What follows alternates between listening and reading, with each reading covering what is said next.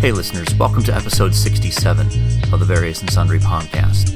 This week's episode is a little different because John and I are actually going to be at the Gospel Coalition Conference in Indianapolis.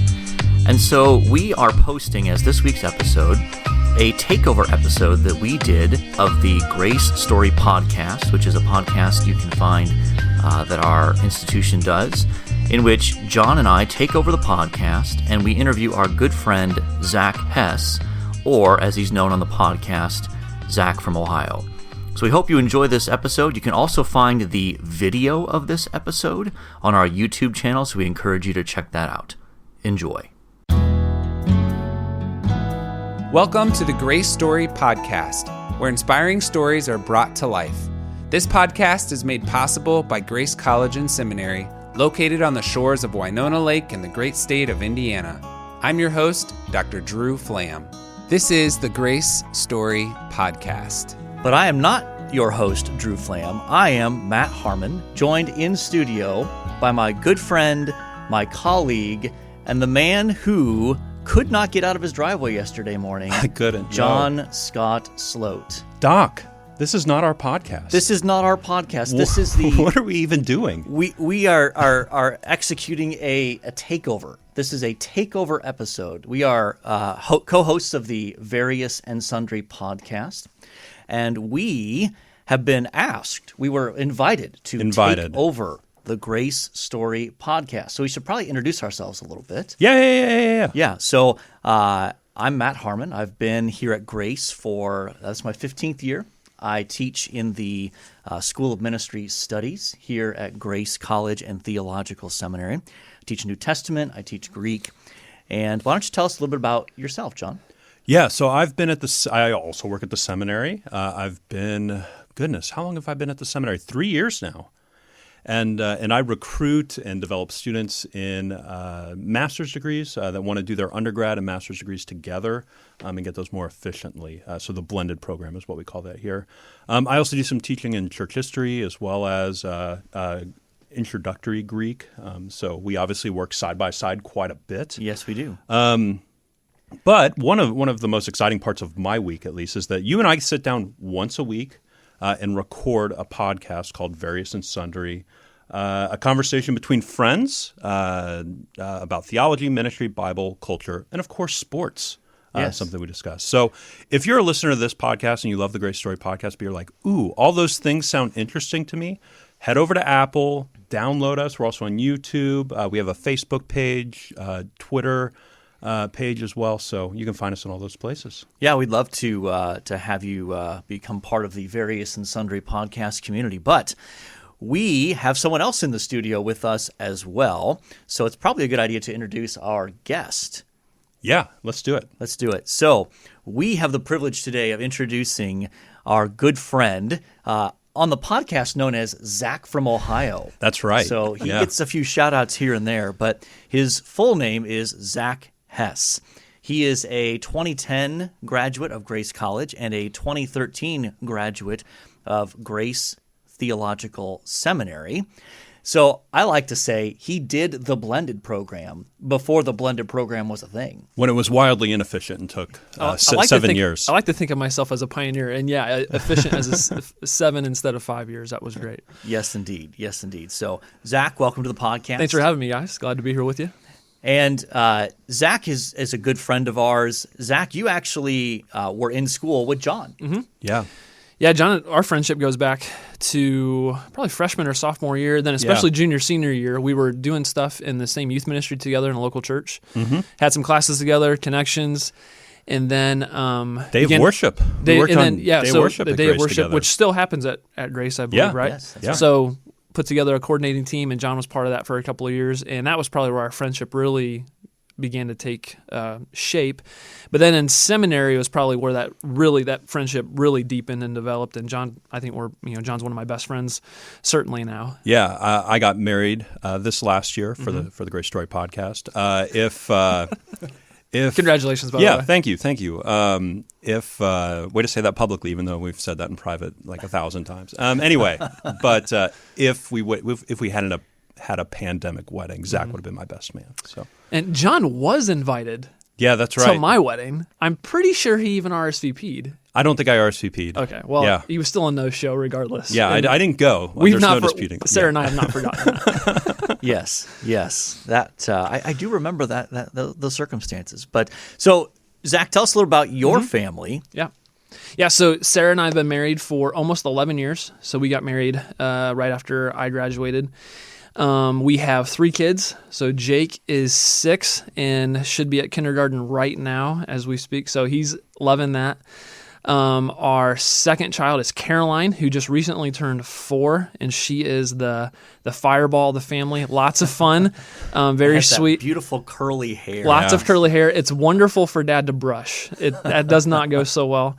But yeah, she's great and is she's our real energetic child. And then Kate, our newest, is almost 8 months old. And she's been our easiest kid so far. I don't know if our kids understand that she's the easiest, but she loves her siblings and is smiling and sitting up and growing a lot. So we're having a lot of fun. Good. So tell us a little bit about your current ministry role. Yeah. So I'm at Grace Polaris Church in the Westerville, Northern Columbus area. Affectionately known on our podcast as the Mothership. The mothership, yeah. So right there in Columbus, Ohio, our church has been around for almost 60 years in that area, and was a really influential church in the region to start churches in that area, and has continued to serve, I think, as a influential church within our fellowship as well. So my role, I started there kind of in the middle of, or at the end of seminary, then right after seminary in 13, was the young adults pastor there for several years. So working with college students, young professionals, doing a lot of premarital counseling as well, doing a lot of, officiating several weddings a year. And then over the last couple of years, that's transitioned to what we call as the training pastor, which is a glorified title for associate pastor. And it kind of identifies what I do with, as training, I say, I teach people the Bible and how to read it for themselves. I teach people the gospel and how to share it with others. So that comes in classes, in small groups, training programs that you guys have both been so kind to come and teach a session of. So you've been able to see a little bit of what I do kind of on a regular basis. And then I also direct our pastoral internship program and our pastoral residency. So this is taking guys, who are in similar situations to what John and I were, coming out of seminary, looking for opportunities, have a lot of knowledge, but underexperienced. So trying to, I've heard as some people describe a church internship program like an ecclesiological boot camp, where we want to kind of, immerse somebody into the life and ministry of the local church. What are we going for? What does a healthy church really look like? That's on mission, making disciples, preaching the word, faithfully, reaching a community for Christ and discipling their believers, so that a young guy can see that and then be more equipped to go be a pastor somewhere else. So I love that aspect of my job and having a lot of fun with it. And that's how you and I have been able to partner even into our now early 30s. Right. Yeah. You've been instrumental in making that program go. Yeah, you guys are so old. Yeah, we're so old. Yeah, old. Yeah, we're knocking on death's door. It's mid-30s is getting rough. Yeah, for sure. I've noticed some weight gain for myself, not for you. Try to maintain a balanced diet somewhere. It's been tough getting old. But on that issue, the blended program in particular has been wonderful. It's set up really well actually for a residency or an intern. For someone who's in their third, fourth, fifth year, to able, they have a lot of theological knowledge. They've been given great tools. I think Dr. Harmon, you represent, I think even for John and I, a teacher who showed us how can we be fruitful in the local church? And yet seminary doesn't train you for the life of the local church. It's not supposed to. I don't think that's its design. But good internships and residencies are a way of, again, getting guys these opportunities to see, how do I take what I'm learning in New Testament theology or in Hebrew exegesis, and now apply that to the life of the church? They're not disconnected between the two. We don't need to drive this hard line between these two worlds. We actually see the blend. And I think one of the fun things for me is to watch these guys wrestle with various case studies or subjects, or to sit, on the outside of meetings and go, wow, I can see how this makes a difference. So out of our interns, the majority of them have been Grace students or grads. And so this partnership between, Grace Polaris Church and Grace Theological Seminary is really important to us and has proved, I think, continues to prove really effective.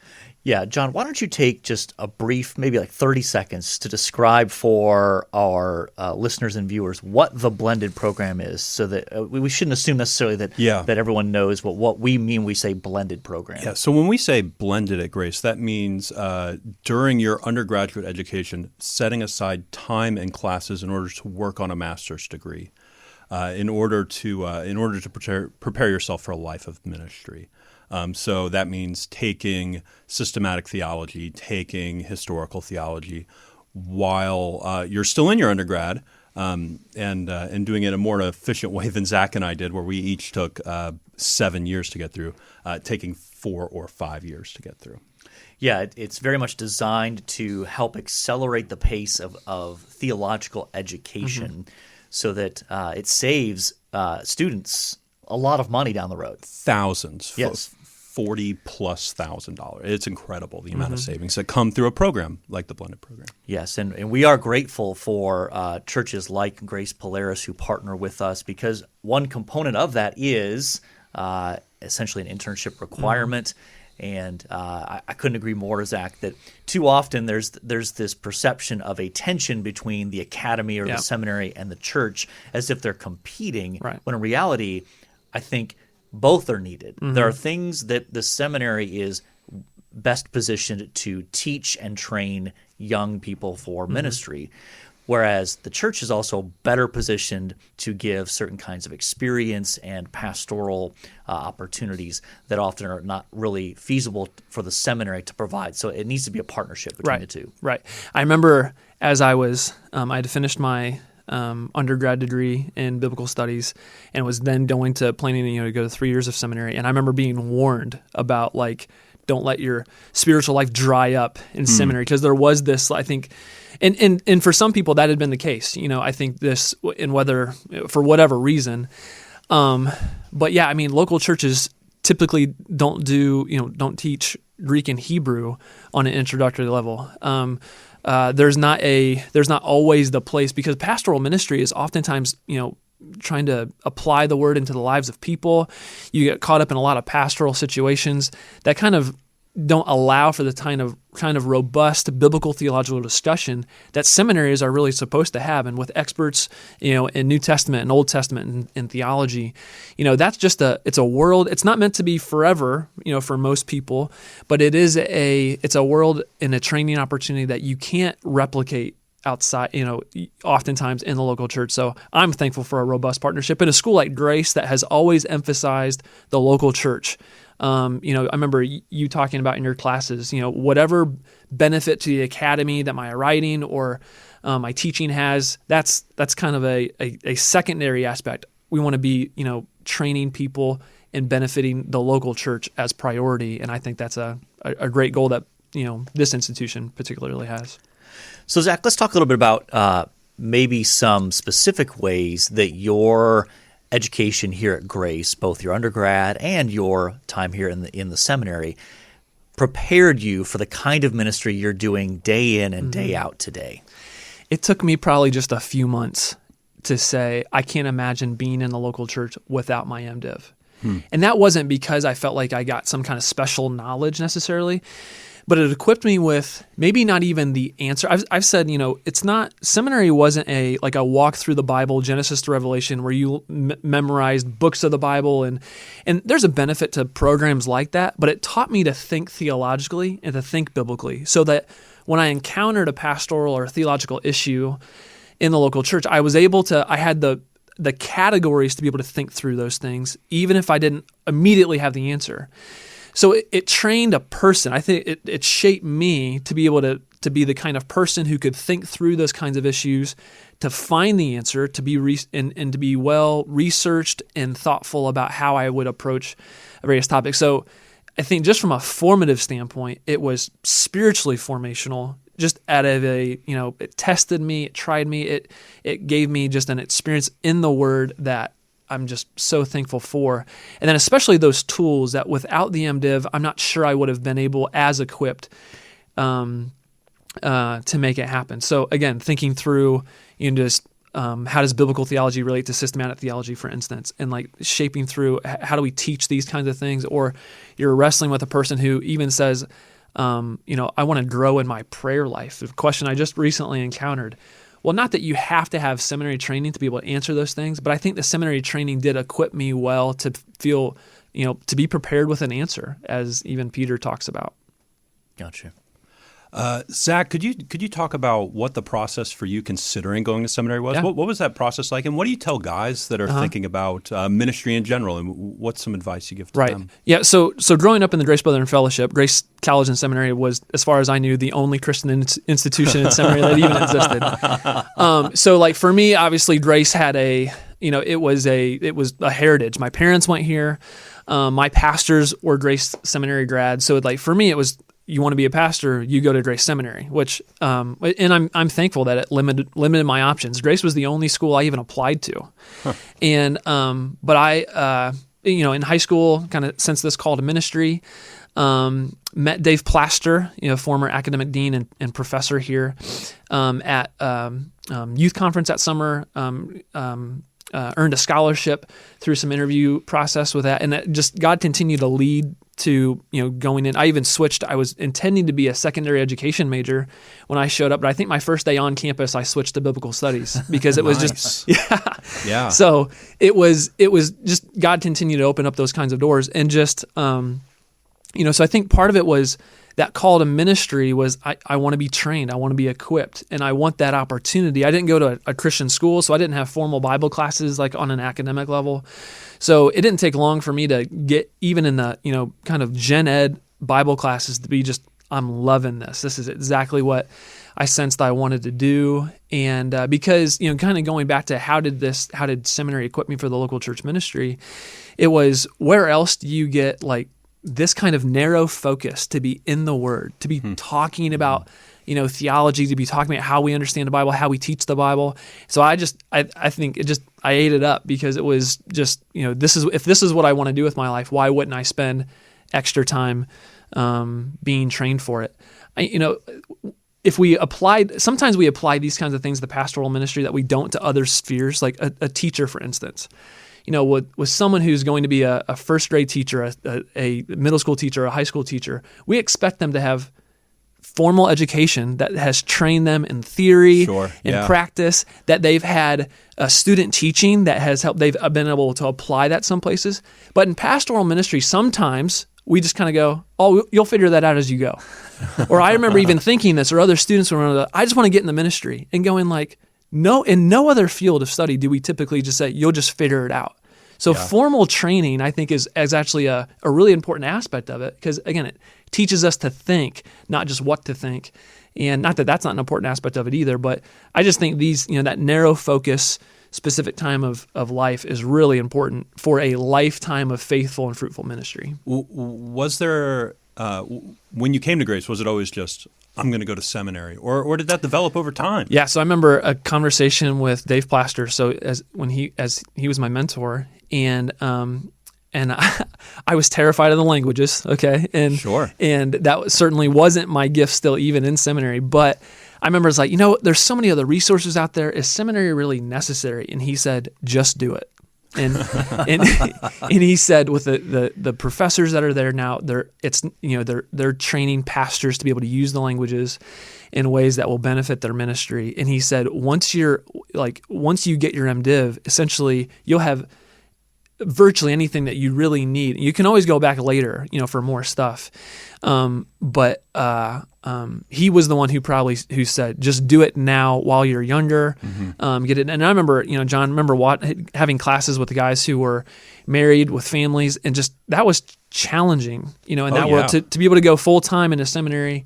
It's one thing to be taking a class or two, but to be able, those guys who were doing it full time were in just a challenging world. It was beneficial for them, but I think just to get it done was really helpful, because it helped lay a good foundation, and then to be able to come back to stuff later on, I think has proven fruitful. Yeah.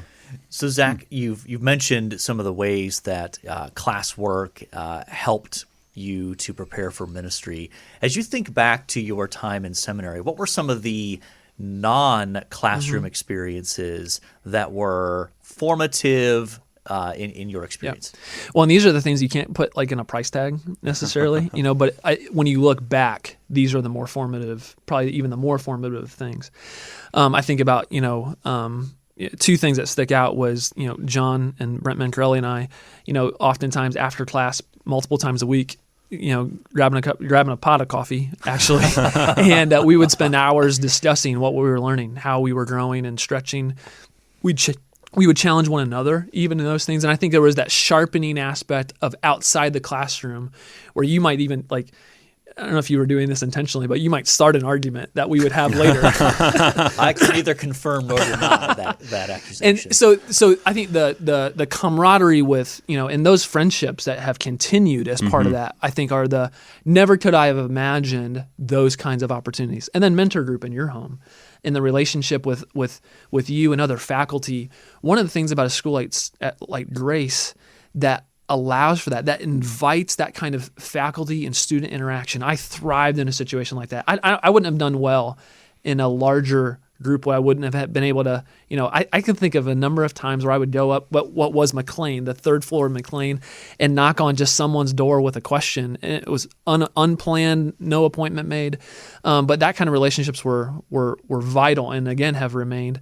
But I think, mentor group in your home, spending time with you and your family, Often staying way later late than we intended. Sorry, Doc and Kate. No worries, it was worth it. But a lot of those formative decisions, like I remember, talking about proposing to Sarah in your guys' basement. Yep. I remember, you allowed us to do our laundry there when we were newlyweds, or just various.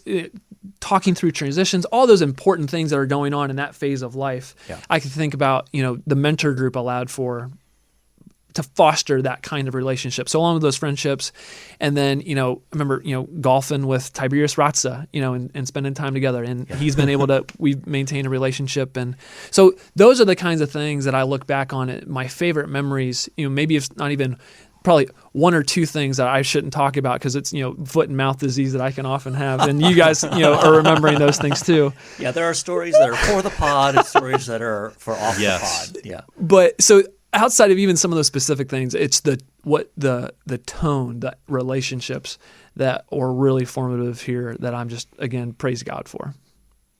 Well, towards the end of your seminary education, you had some significant circumstances that are pretty unique when it comes to just with your family and that sort of thing. So I wanted to have you tell a little bit about what that last year of seminary was like in light of, more importantly, what was going on in your family.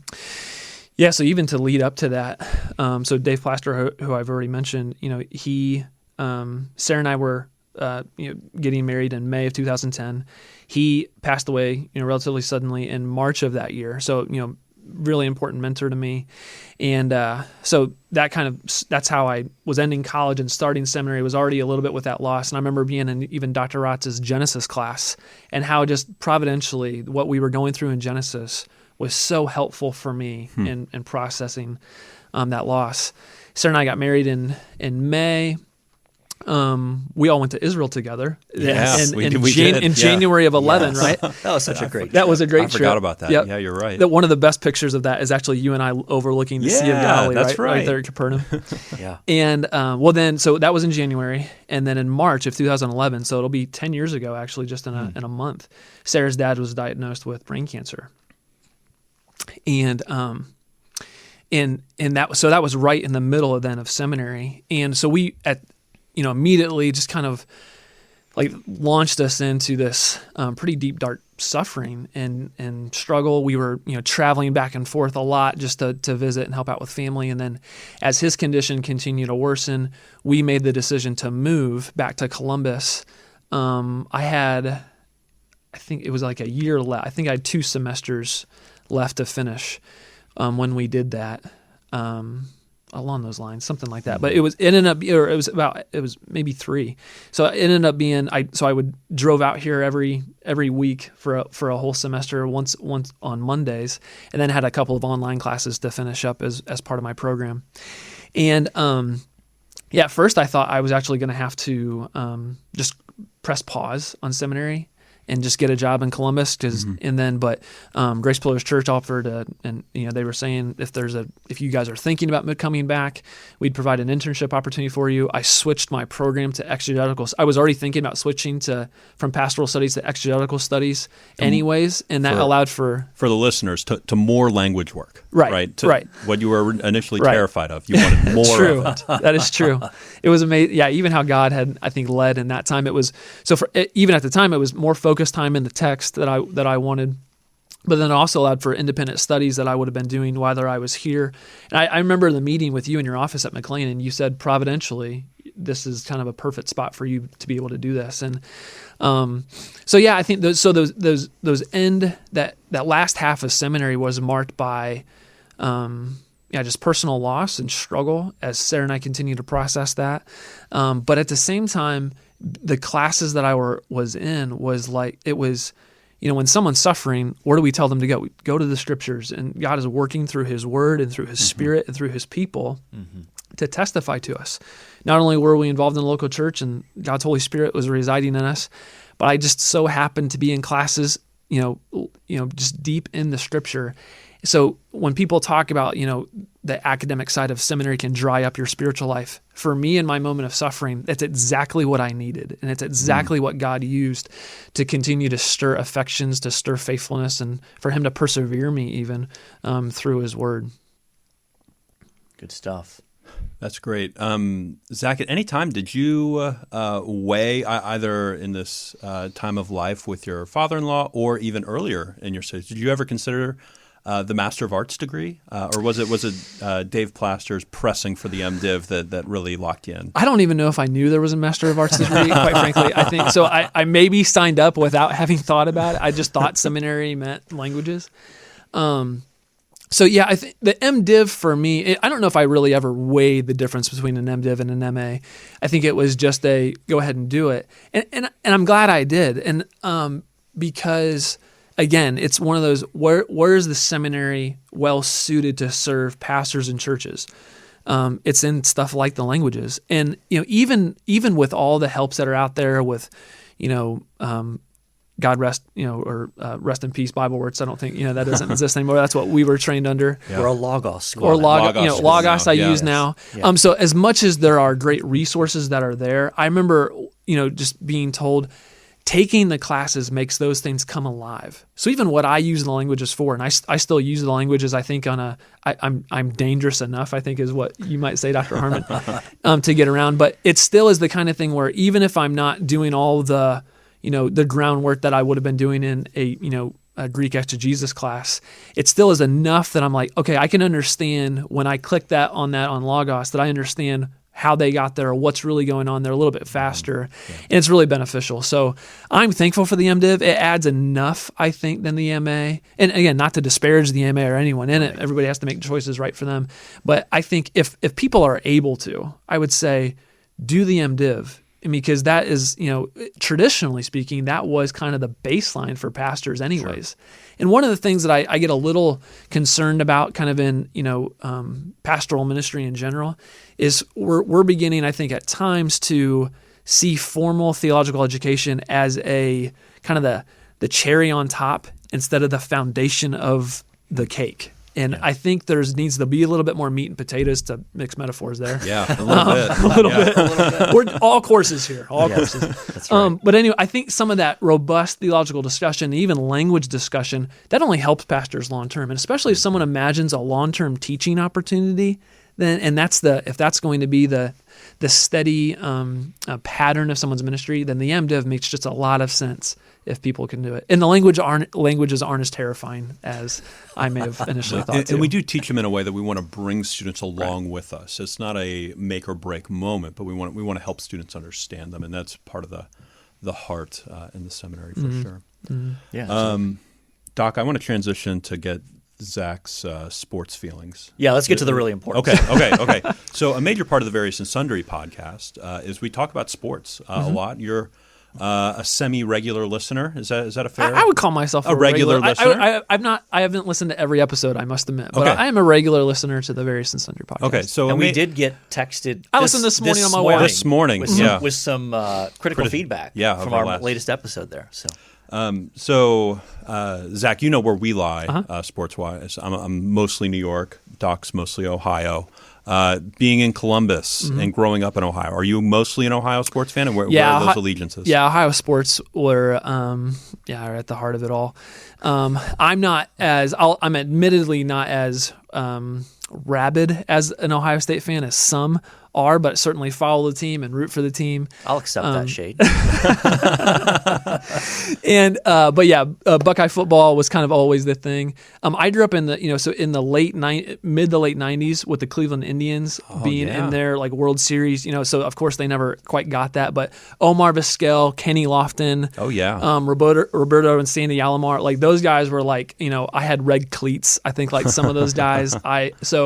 The Indians sold out for so many years in a row. And I remember like just as a middle or an elementary age kid getting tickets to sit in the nosebleed sections, like 3 rows from the top at what was then Jacobs Field, was like the pinnacle of life as you could ever think about it. I remember being at a high school football game one time while the Indians were in the World Series, and they announced that Albert Bell had just hit a home run.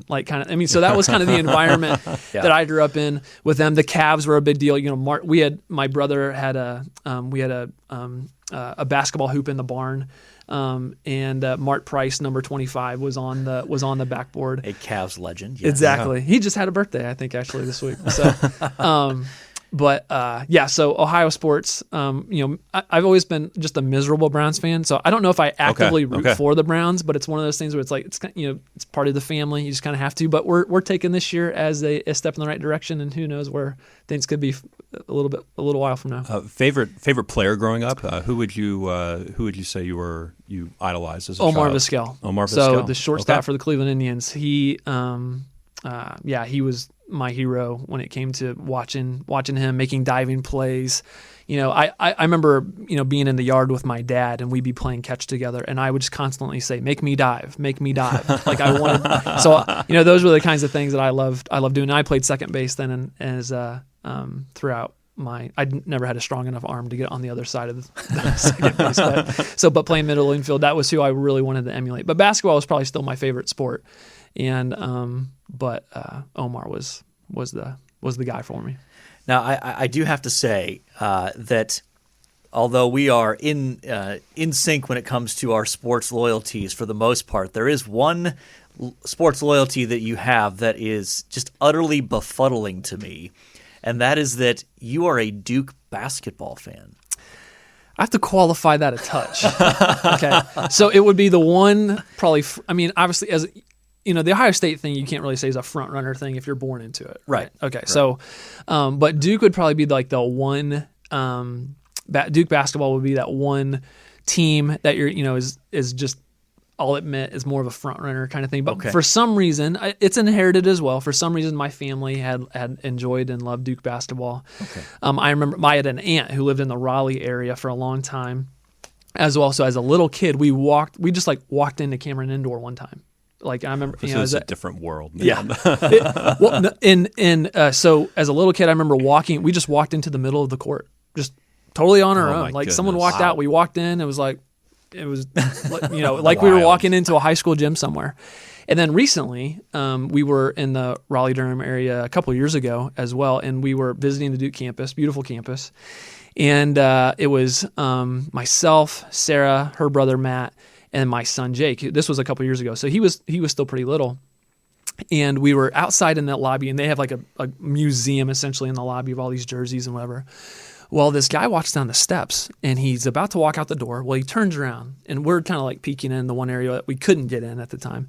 And he saw Jake, of course, and he says, for the kid, we'll get you in there. He was like a VP of marketing in the athletics program. Huh. He goes, I'll give you 5 minutes. He gave us a half hour to walk around the court. It was awesome. I wish my son will never remember that story, but it was so cool to be. He took us around and all that. They were setting up for their end of year banquet that year as well. So that was really cool, especially something I had done as a little kid, and then to be able to do it as an adult was pretty neat. But I would still say I'm primarily a Buckeye fan.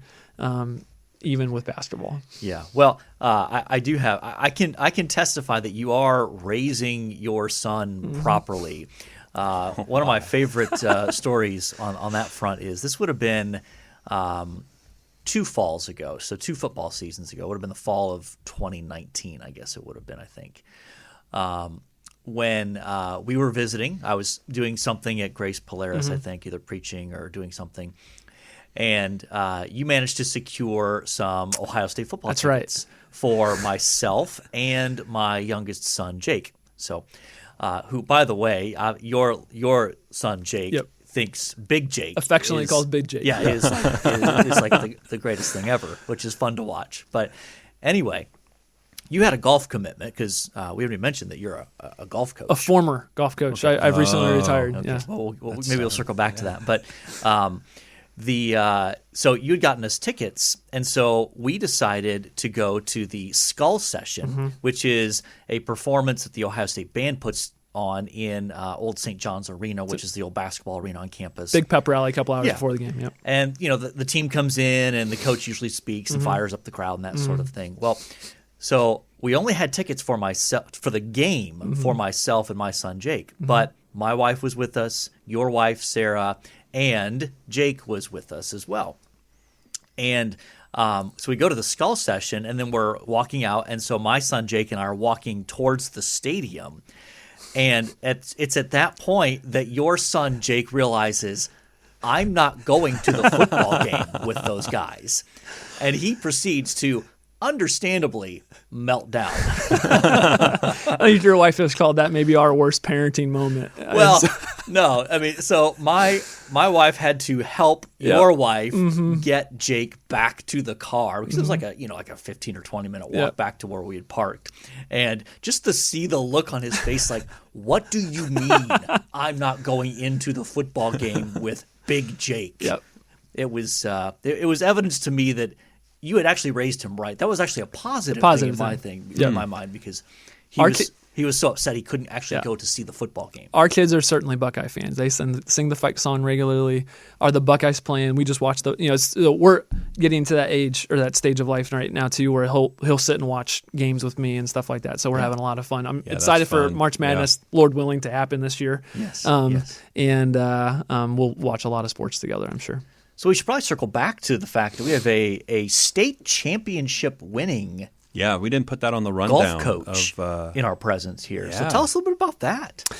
So I coached golf actually for 9 years. Wasn't much of a player. Anyone, especially who knows me from Grace days, would know I don't think Hess could play golf.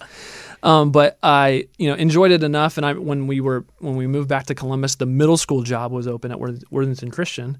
That's affiliated with our school or with our church. And my wife is a graduate, and brother-in-law is a graduate from there.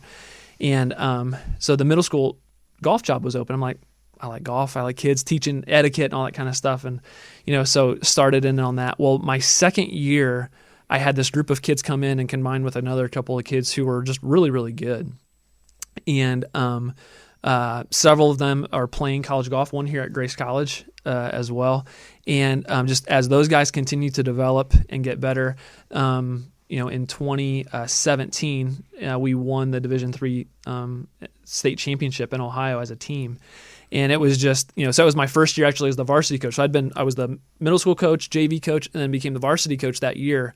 And it was awesome. I mean, it was really, really cool. Then the following year, had an individual state champion who is, who just played a phenomenal round. We missed going to state by 1 stroke that year. So our chance to repeat, which would have been an extremely good opportunity, we missed it just by 1 stroke. And but this last year I finally wrapped that up. But had a lot of fun doing that.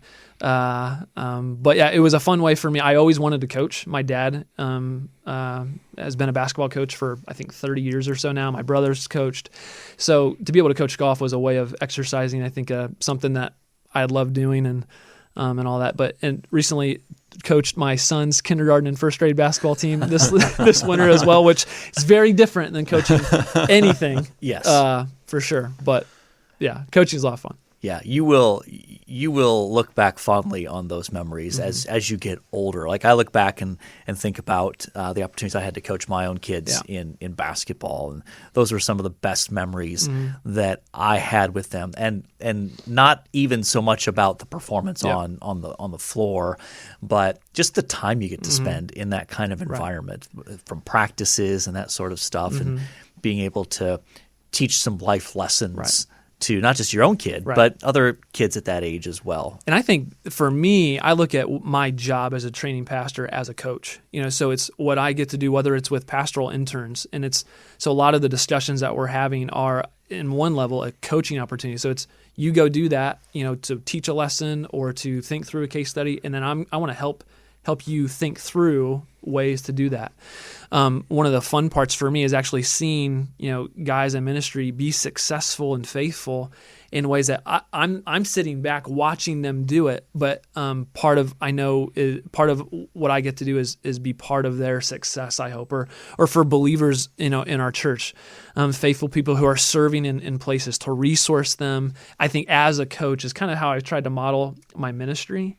And then even, when I was coaching, those are opportunities to speak directly into a kid's life that you don't always have the opportunity for it.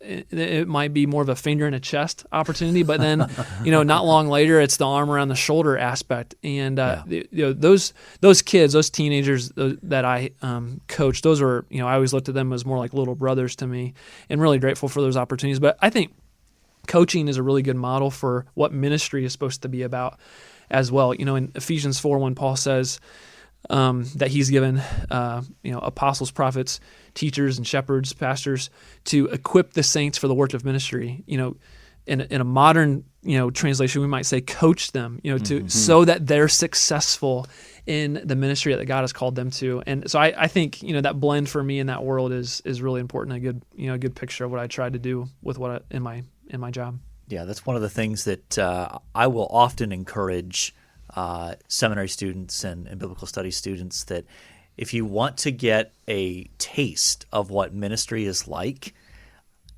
consider coaching. If you have any sort of connection with a sport where you can get involved, because ultimately one of the dynamics that I think comes out is when you're a coach, you realize you have to learn what motivates different players, different athletes. So with some guys, they aren't motivated unless you kind of get in their face and really get after them. But if you try that approach with another player or athlete, that might just shut them down entirely. So even just learning that dynamic that transfers over to ministry of some people need a little bit firmer confrontational style to get them motivated to grow or to develop, and others need a much more arm alongside of them, encouragement kind of approach as well. So I think coaching can definitely teach you that broader range of ability to connect with different types of people and learn how to motivate them. And I think sometimes we just need more feedback. It's like, how often in our Christian life do we ask people for feedback? Hey, how could you to ask a trusted friend or mentor, what areas of growth do you think I can have? And as younger pastors, and what I would say to seminary students, I think every seminary student upon graduation, and John, I'm sure you and I felt this too, we all thought, okay, now that I've graduated, I can go change the world, and that I have everything that I possibly need to be the next, famous whatever. Yeah. And it's like, so, rarely is the case that we're able to get good critical feedback for how can I teach better? How can I communicate better? How can I, lead a little bit better? And sometimes, in ministry situations where we only, depending on your church situation, the only critical feedback you have is some negative comment card from someone, from someone in the pew. And it's like, what we need is actually ministry coaches and friends to be able to do some of that for us. I'm thankful just to be on a staff where I'm able to receive, I think, feedback that's meant for my good, and I have to accept it as meant for my good. But a lot of times, I think guys are in situations where they're not being coached in ministry, and even so there's a ongoing development that we need. But then, as you're right, to how can you rather than seeing yourself as the pastor, as like the Bible answer man, or I'm just here to answer all of your issues. They're like, now how do I come alongside so that I'm equipping that person to live a faithful Christian life in a way that is like a coach, pointing out things of feedback, encouraging them where they need it, and then especially being that resource so that they can be successful. Yeah. Well, this is the Grace Story podcast, but it is the Various and Sundry Takeover edition. That's right. One of the things that we do on the Various and Sundry podcast is we name episodes in part after an athlete based on the episode number. And we did not talk about this. We did not talk about in this. advance. I'm so curious as to where you're going right now. And there's not an episode number attached to this necessarily. So I'm going to propose that we name this the Omar Vizquel I like that episode. Okay. I like now, that a lot.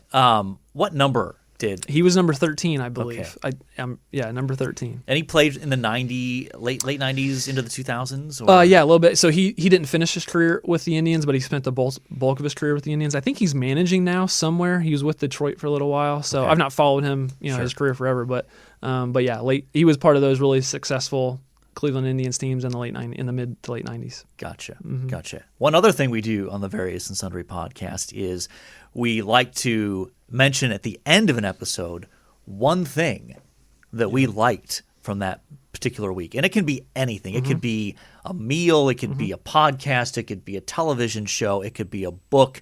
It could be an experience.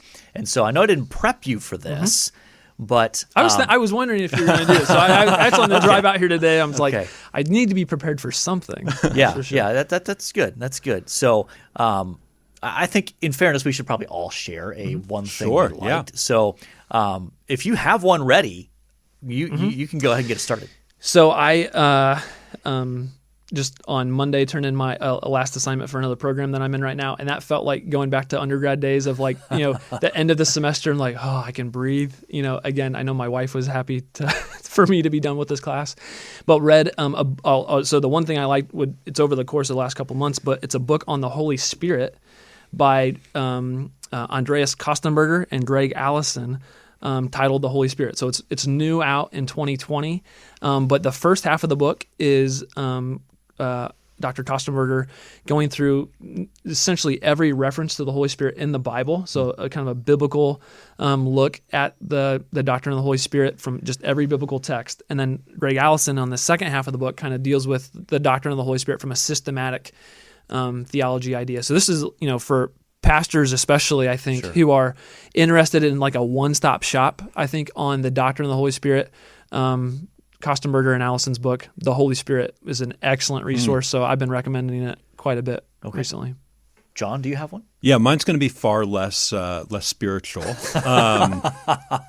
But today, for my beloved New York Mets, pitchers and catchers reported. We're sitting here right in the middle of February, so spring training has officially begun for my baseball team. So very excited about that. Okay. All right. So I'm going to go with a book that I am reading. Occasionally I like to read, actually more than occasionally, I like to read classics because I didn't necessarily read a lot of classic literature during my high school years. And my wife is an English and literature teacher at Lakeland Christian Academy, a local Christian high school in the area. And so I had been on a bit of a kick reading some John Steinbeck. I think I've mentioned that on the Various and Sundry podcast. But my wife has been after me to read Jane Eyre. So have either of you read Jane Eyre? I have not read No. Jane Okay. Eyre. We're still learning. Yeah, You're always the teacher. So I've been enjoying that, and I'm about 2/3 to 3/4 of the way through. Yeah. So a lot of interesting history woven into it, and even just some great themes of biblical fidelity and that sort of thing. So it's been good. It hasn't risen to the level of some of my affection for like East of Eden by Steinbeck and that sort of thing, but still a very good read. So, all right. So are we ready to hit to hit the mission accomplished button here, John? I think so. Yeah. I mean, we have talked about our good friend Zach Hess, his ministry background, his background here at Grace College Theological Seminary. We've talked about his inexplicable love for Duke basketball. Yep. That's a little strong. Okay. We have talked about his life lessons from seminary, some of the things that the Lord has taken him through in preparing for his current ministry at Grace Polaris. We've talked about his love for Omar Vizquel. Omar Vizquel, yeah. Yes, and we have talked as well about a book I'm reading, a book you're reading, and your beloved Spring Mets. training, So I think by definition we have covered our various and sundry topics. Would you say? I agree. Yes. Yeah. So we appreciate your listening to us on this Takeover edition of the Grace Story podcast. If you would like to find out more about the Various and Sundry podcast, you can find us on the podcast app for Apple. You can find us on Facebook, Twitter, and YouTube as well. YouTube, Amazon, really anywhere you get podcasts. Pretty much anywhere you get podcasts. So we'd love for you to check that out. And so I think at this point, all that's left to say is, until next time, the Lord bless you all real good. Later.